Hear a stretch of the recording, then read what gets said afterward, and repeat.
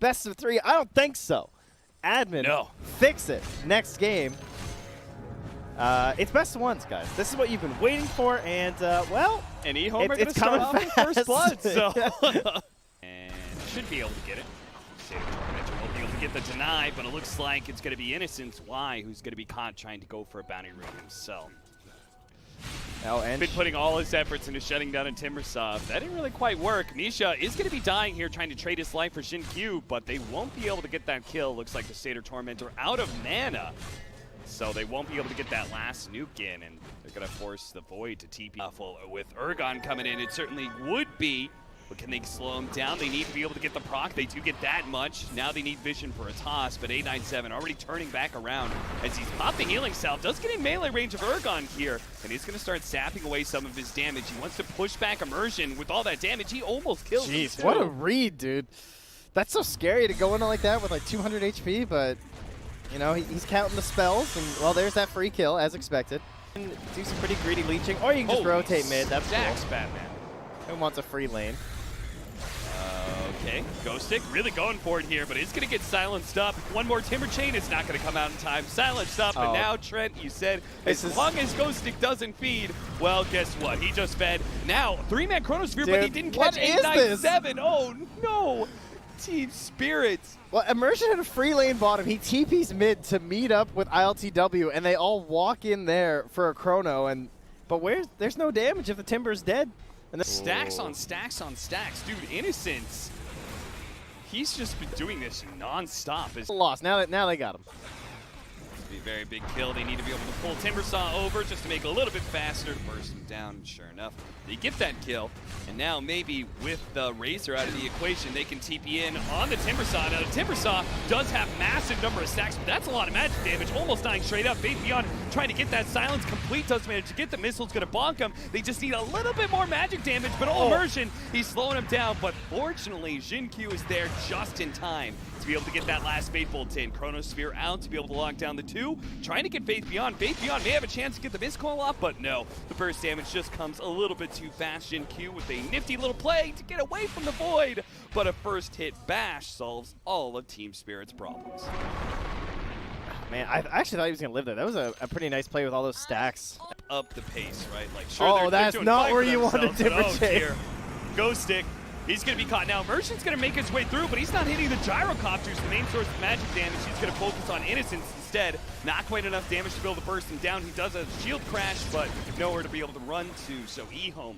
This game for the untouchable. So the build working out here. All right, well, who needs creeps when you're taking down a tier 1 mid tower? Now, Misha gets a little bit too close to them trying to go for the deny, and he will pay for it. Yeah, and like the tower too. They've been grouping up a lot. Like, they've been showing 2 cores in 1 lane quite a bit. They get the pick off on Innocence there with Urgon and his Blink Dagger. Now they're going to try and take over this mid area. 897 has already taken the bottom tower, so you can come over. Faith Beyond trying to be a target here, but Faith Beyond is going to get nice. Immersion getting himself stuck on the cliff for Max, but he didn't actually pop the shield crash fast enough. Now, with the stolen Rubik rolling around, it actually knocks Team Spirit around quite a bit. The telekinesis stunning 2 of them, and finally enough stall time that 897 is here, but perhaps it's too late. Xin-Q's already dead, as is Faith Beyond. 897, can he really do a whole lot here? He's going to try and go for Immersion, chase him right into VT, faded. A cute little play by Ehome, does manage to defend 100 HP. Yeah, he's the same HP as the Razor. 897 going to be caught, big amounts of burst damage, and yeah. I mean, he looked tankier than that. That's all I would say. Yeah, that's true. That's true. Oh, another steal there. Oh, gets the tree. Not the best. Yeah, not the best at all. Why? He still has disruption. It looks like he wants to try and bait in the Timbersaw a little bit more, but no one's helping him out here until finally Xin-Q shows up, but the Chakram does manage to clip Innocence. He'll fall now, and the Timbersaw easily gets out. Oh, Xin-Q didn't steal it. What's he waiting for? With the double damage, they'll be able to beat down Xin-Q. Nobody can really fight this Timbersaw right now, it seems. Ready. Most farmed in the game by a decent mark, considering he's matched up against a gyrocopter here that usually farms much faster than Ghostic. Okay, he whipped a tree. Those trees don't move, by the way, and as a result, he's going to be paying the ultimate price. That 2 different units instead of 1. Yeah, it's. I think it's still like one of those Whoa! Rude kill. Wow. All right. He's got a Void Illusion now. Go get that tower. Huh. All right, well, this is a very slow death for Misha, but it looks like they are going to get him eventually here. It's just one more swing from Jin Q does get it. Solar Crest plus the abandoned Curse of Avernus, and they actually were almost hitting him like normal. Yeah, I would not have expected that. Just looking at those two heroes, I thought Ench would be more survivable against that. I want to say Ehome, but I've felt that way for the past 10 minutes, and not much has changed. Yeah. But I think still Ehome. Pick off on Ghostic, that's going to be another 5%, I'm sure, as he just cannot get out of these Rod of Atoses into the Curse of Avernus. Aegis, at least that would be the optimal play here. 15 more seconds on this Aegis. For the love of God, do not fight if you are Team Spirit right now. That's just the worst.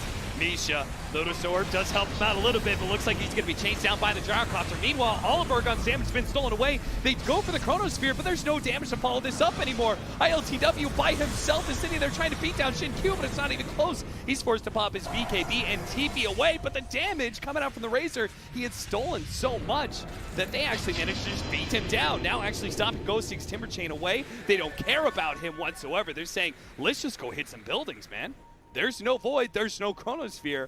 All we could do is just hurt ourselves by chasing heroes. Let's focus on the This is all they've been waiting for. It's just that Chrono being gone, get some creeps moving in their favor, and they're looking to close this one out.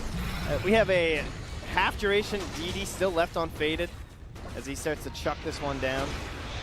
Well, Yield Scepter takes that one away, but it's not slowing Ehome down too much. As you can already see, Urgon, he's not even here. I think this might be the right choice. I don't think they can stop this push. They need a big Chakram as well as the Immersion ulti. It's like the only way they can do something here. But, I mean, your best bet is trying to target down the BKB Gyro. I mean, this Timber Saw and Void. Oh, they're trying to make a play into Faith Beyond here. Level 19, man, this Abba is so farmed. Disruption's going to be able to buy him some time. Immersion doesn't actually hit 897. Urgon will be okay to TP away, though. Immersion getting a little bit too close, though. You got to remember, there's a Shadow Demon, there's a Rod of Atos Rubik. You can't get too close to this team. Yeah, the stuns are not immense, but the slows. Yeah. 9,000 net worth lead for Ehome, and approaching the second lane of Barracks. See if Team Spirit are going to have better luck with this next Chronosphere. Now, right now, ILTW isn't even there. He's trying to finish up his Mjolnir, hoping that his team can defend without him, but they can't really seem to do a whole lot. Ehome's positioning says it all. It just says, we know you can't fight us. Urgon, he tried and threw down a tree volley. Now he's trying to get close to the Avalanche, but he's just been immediately targeted by 897, who's going to pop his BKB. They have to go for the Chronosphere to be able to save him, but it's not fast enough.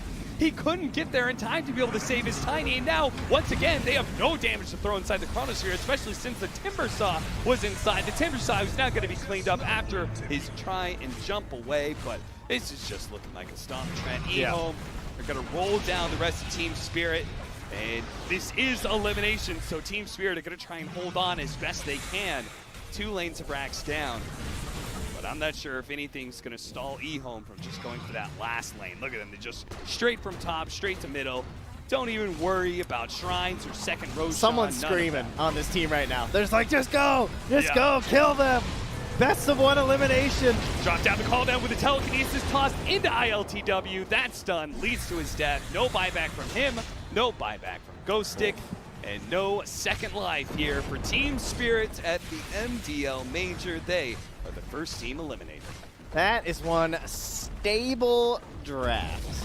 You know, they got the horses, the Clydesdales, the real nice, sturdy looking